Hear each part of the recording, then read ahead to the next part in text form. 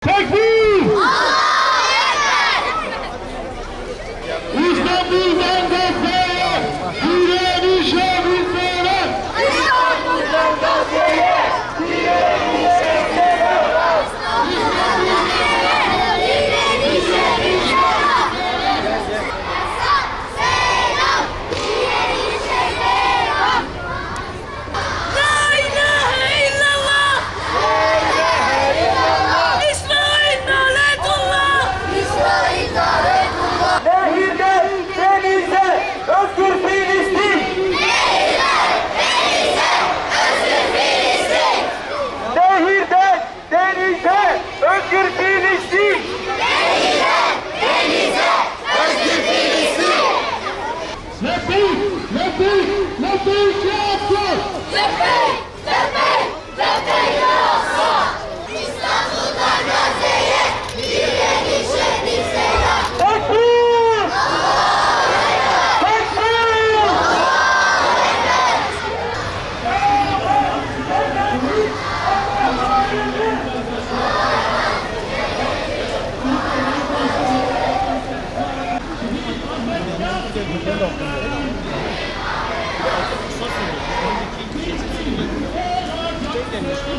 بسم الله الرحمن الرحيم كلا لينبذن في الحطمة وما أدراك ما الحطمة نار الله الموقدة التي تطلع على الأفئدة إنها عليهم مرصدة في عمد ممددة. Evet, dolu dolu geçirdiğimiz bir programın final programına geldik. Elhamdülillah hepimiz namazı öğrendik. Abdestin nasıl alınacağını, namazın ne kadar önemli olduğunu, namazın hayatımızda ne kadar ehemmiyetli olduğunu öğrendik. Namaz bizi maddi ve manevi kirlilikten arındıran bir şeydir çocuklar. Peygamber Efendimiz Aleyhisselatü Vesselam şöyle buyuruyor: sizden birinizin kapısının önünde bir nehir olsa ve ondan yıkansa hiç kir kalır mı diyor. Oradaki sahabeler hiç kir kalmaz ya Resulallah diyor. 5 vakit namaz da öyledir. Biz abdest alırsak, abdest aldığımız zaman ağzımıza su götürdüğümüz vakit burnumuza, yüzümüze, kollarımıza bu hem maddi bir temizlik oluyor hem de bizi günahlardan arındırıyor. Allah Resulü Aleyhisselatü Vesselam 5 vakit namazı da aynı şekilde söylüyor. Eğer biz 5 vakit namazımızı kılarsak bütün kötülüklerden de kirlerden de arınmış oluruz.